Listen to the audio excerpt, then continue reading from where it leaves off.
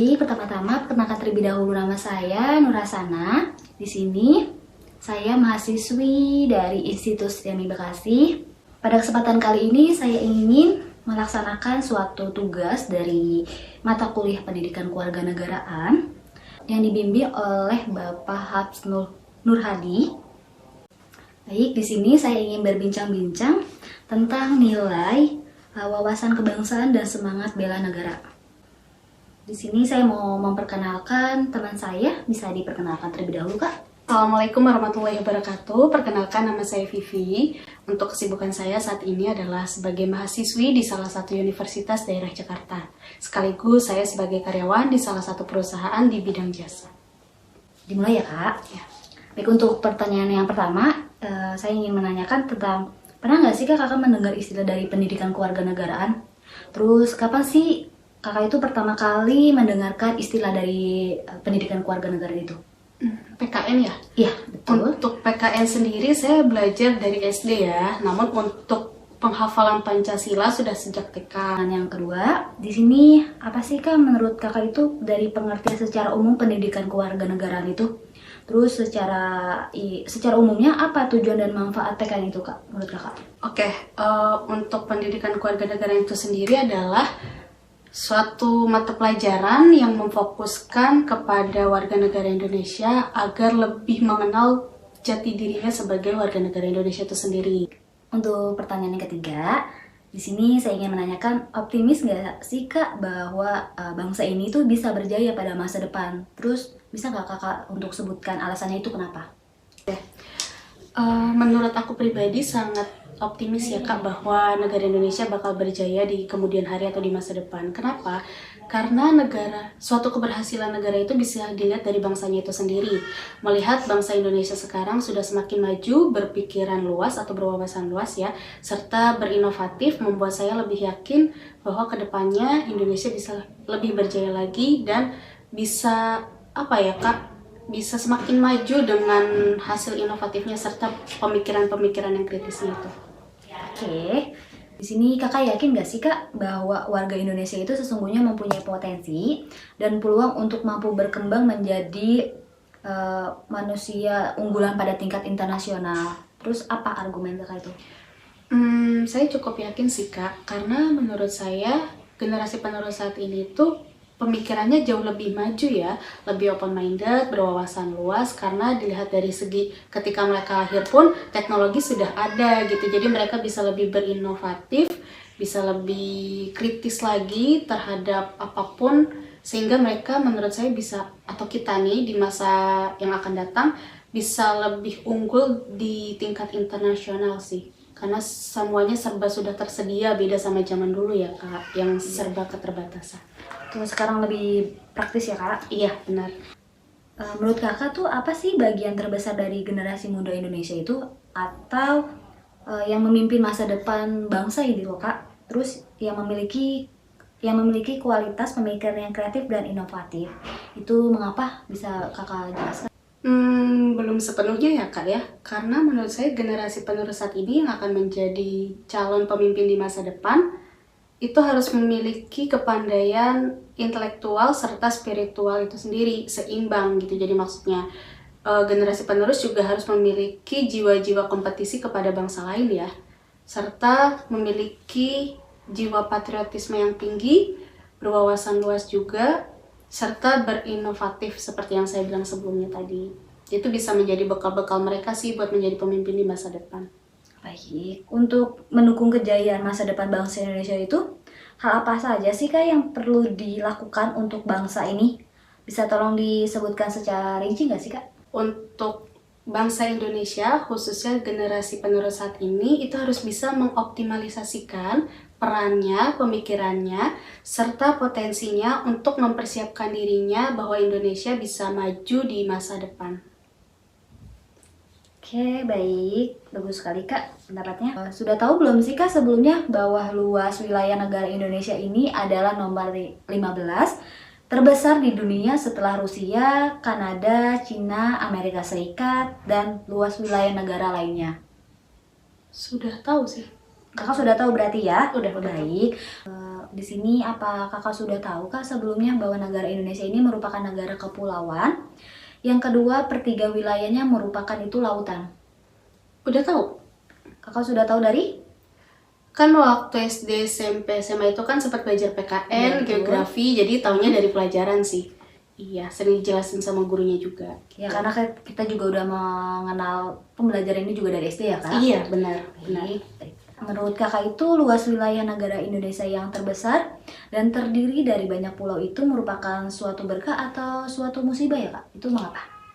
Menurut saya suatu berkah ya kak, karena Indonesia itu terbentuk, diciptakan dengan berbagai macam keberagaman. Sehingga keberagaman itu sendiri pun dikemas menjadi satu pedoman, yaitu Bhinneka Tunggal Ika, seperti yang sering kita dengar ya.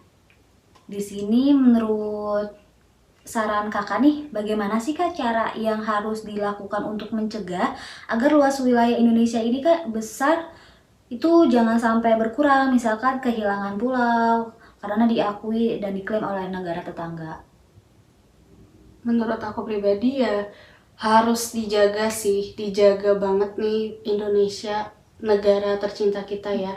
Dijaga tuh dari laut, darat itu harus dijagain, karena kan kita warga negara Indonesia, kita harus mencintai negara kita sendiri. Jadi yang ngejaga itu bukan hanya abdi negara, melainkan kita semua sebagai warga negara Indonesia itu benar-benar harus menguatkan tangan, menguatkan bahu, menguatkan raga kita untuk selalu menjaga negara kita sendiri, yaitu negara Republik Indonesia. Ya betul, karena kita juga sebelumnya juga pernah dengar ya kak kalau wilayah kita juga pernah berkurang sebelumnya oleh pemerintah sebelumnya itu. Yakin gak sih bahwa bagian terbesar wilayah Indonesia itu sudah terbangun infrastruktur sarana prasarana secara terbesar merata di setiap wilayahnya? Belum sih, belum merata kalau menurut aku pribadi ya, karena untuk saat ini aku tinggal di daerah Bekasi, Jakarta. Oke, sudah ada tol atau infrastruktur lainnya yang mendukung untuk kemajuan Indonesia. Namun di luar itu, di desa tempat saya tinggal dulu masih kurang sih. Masih belum belum selengkap seperti sekarang infrastrukturnya gitu. Di sini kan negara Indonesia itu dikenal kaya ya kak dengan sumber daya alamnya. Ya. Jadi antara lain itu seperti tambang emas, punya tambang minyak, hutan kayu, perkebunan, terus juga kekayaan perikanan di lautan. Terus menurut kakak itu, yakin gak sih bahwa kekayaan alam Indonesia itu sudah dimanfaatkan secara optimal untuk sebesar-besarnya meningkatkan kesejahteraan rakyat Indonesia? Itu kalau boleh tahu alasan kakak untuk jawaban seperti ini bagaimana untuk pendapatnya?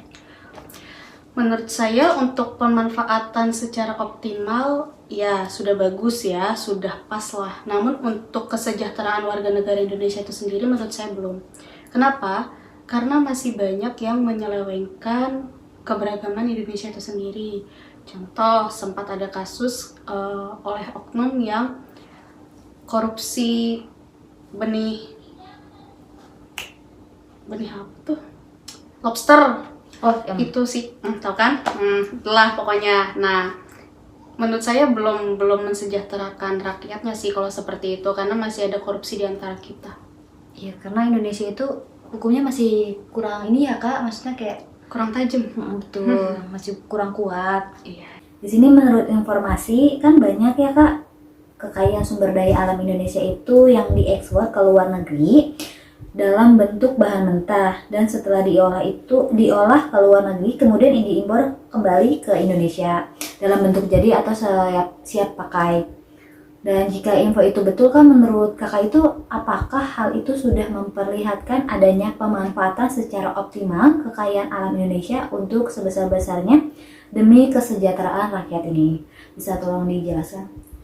Kalau pemanfaatan secara optimal, ya saya seperti jawaban yang pertama ya, memang sudah pas lah porsinya. Namun untuk kesejahteraan warga negara Indonesia itu sendiri menurut saya belum, karena masih banyak warga negara Indonesia yang belum bisa menikmati hasil dari kekayaan Indonesianya itu sendiri.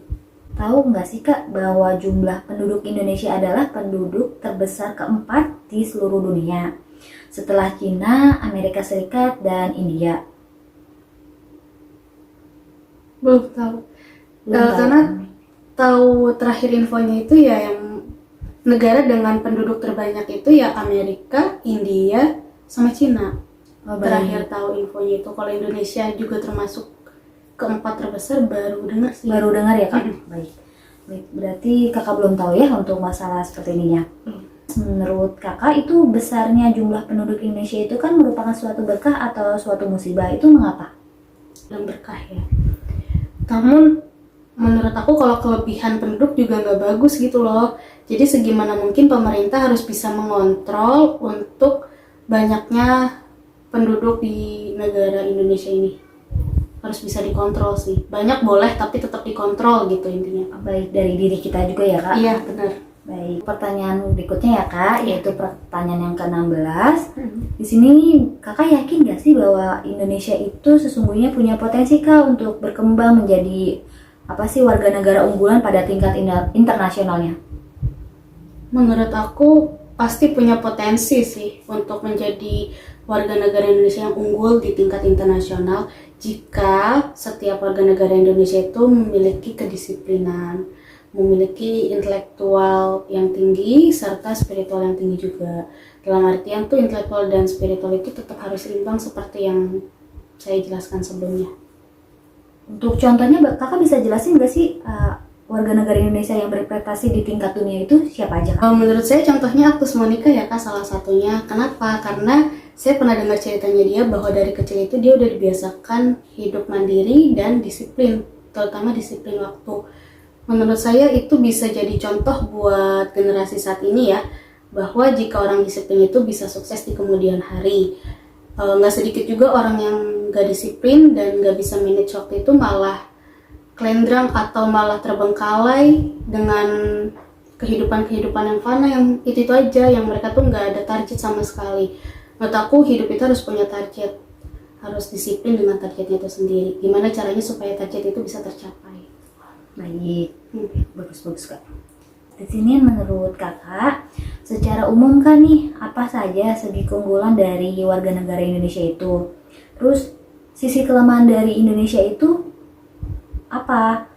Terus di sini untuk yang cara Kakak untuk meningkatkan kualitas warga negara Indonesia itu seperti apa? Bisa tolong disebutkan Kak dan dijelaskan secara rincinya? Kalau dari segi keunggulan warga negara Indonesia itu menurut saya sudah mandiri ya, sudah gigih, tertanam dalam hatinya, tertanam dalam dirinya itu menjadi manusia yang gigih, pekerja keras. Itu yang saya salut dari warga negara Indonesia sih. Namun untuk kelemahannya itu sendiri, warga negara Indonesia ini masih lemah akan penerimaan informasi. Maksudnya dalam artian itu ketika mendapat suatu informasi, mereka itu tuh masih ada aja yang menyelewengkan sehingga beritanya ini tuh simpang siur gitu loh. Harapannya generasi penerus saat ini itu bisa lebih kritis lagi pemikirannya supaya bisa memilah antara informasi yang valid dengan informasi yang fana atau informasi yang hanya sekedar hoax saja. Di sini menurut Kakak, apakah pendidikan kewarganegaraan itu ada kaitannya Kak dengan wawasan kebangsaan dan penguatan semangat bela negara? Bisa ditolong jelaskan Kak? Menurut aku, pendidikan kewarganegaraan itu atau PKN itu sendiri ada kaitannya sama wawasan berkebangsaan ya. Karena dengan wawasan berkebangsaan itu sendiri bisa kita dapatkan dari pelajaran PKN itu sendiri ya kan.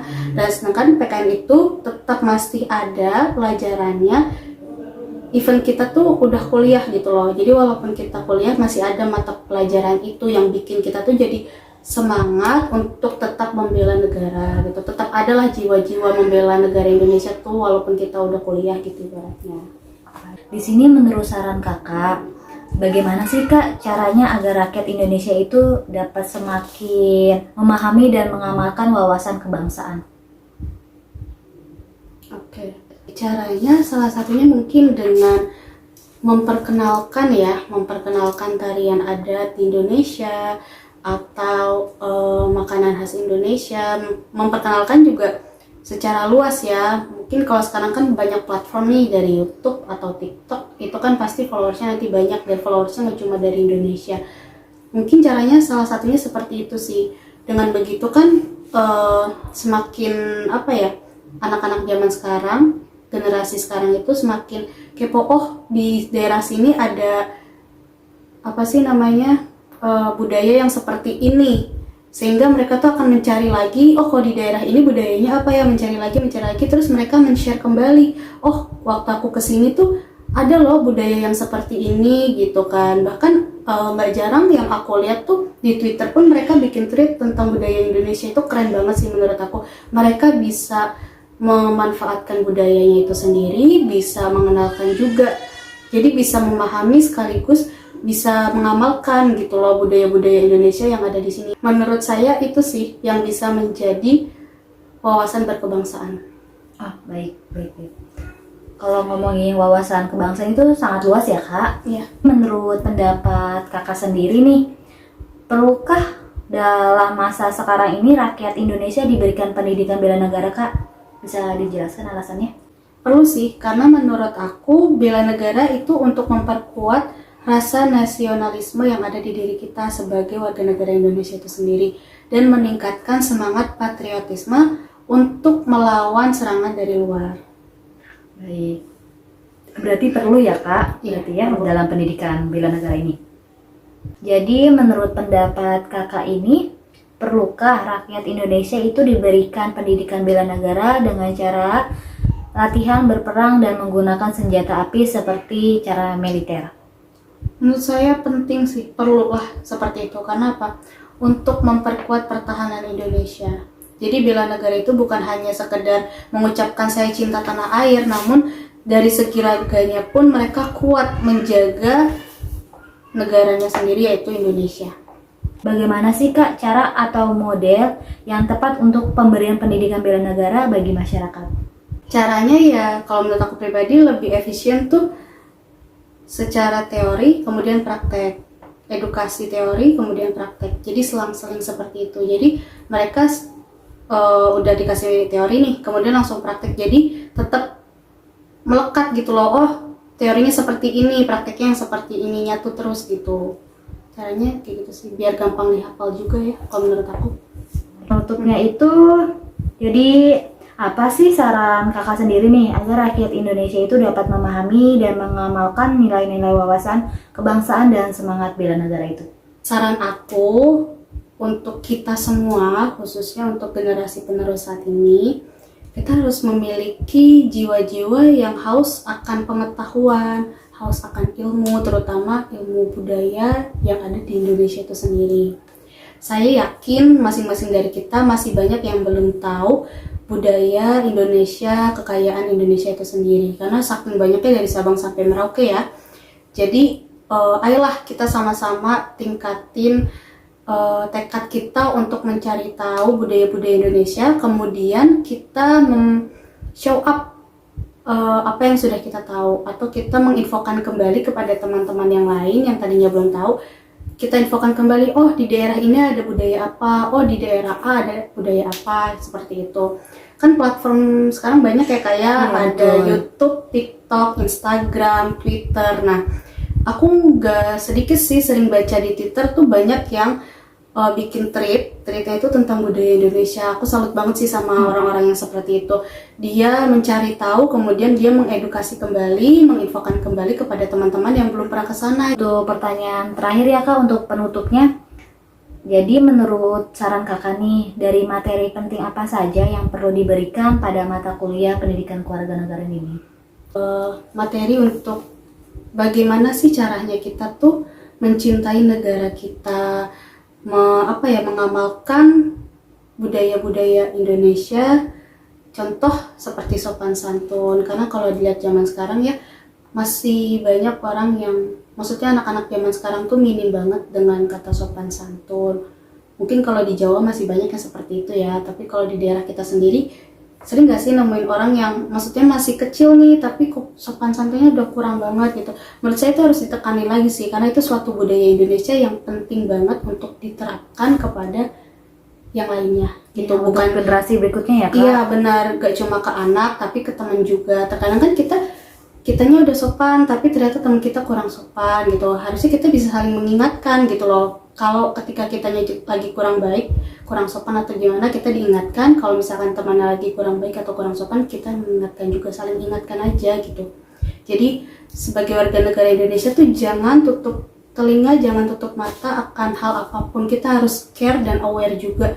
Harus care maksudnya tuh ya ketika ada yang salah, maksudnya tuh ini gak sesuai dengan budaya Indonesia gitu. Kita harus berani negur, kita jangan diem aja gitu. Karena apa? Itu yang terbaik buat dia juga ke depannya. Karena kalau misalkan kayak gitu kita diemin kan, ya besar kemungkinan dia bakal kayak gitu terus dong. Takutnya nanti di negara lain dia seperti itu malah tidak bisa diterima oleh warga negara asing itu sendiri gitu. Baik, terima kasih Kak untuk wawancaranya. Demikian tadi perbincangan kita tentang nilai-nilai, wawasan kebangsaan, dan semangat bela negara dengan Kak Vivia. Jadi terima kasih Kak untuk waktunya dan berkenan membantu memberikan jawaban atas beberapa pertanyaan dan wawancara malam ini. Ya, sama-sama. Semuanya mohon maaf juga ya apabila ada perkataan saya yang mungkin masih agak jelimet, karena jujur saya di sini juga baru pertama kali diwawancarain secara live seperti ini. Mohon maaf kalau ada kata-kata yang kurang. Semoga bisa diterima dengan baik oleh semuanya. Baik, sekali lagi perkenalkan, saya sekaligus memohon izin untuk mengakhiri video wawancara ini. Nanti untuk selanjutnya juga akan ditayangkan melalui channel YouTube saya. Jadi sampai jumpa. Hai.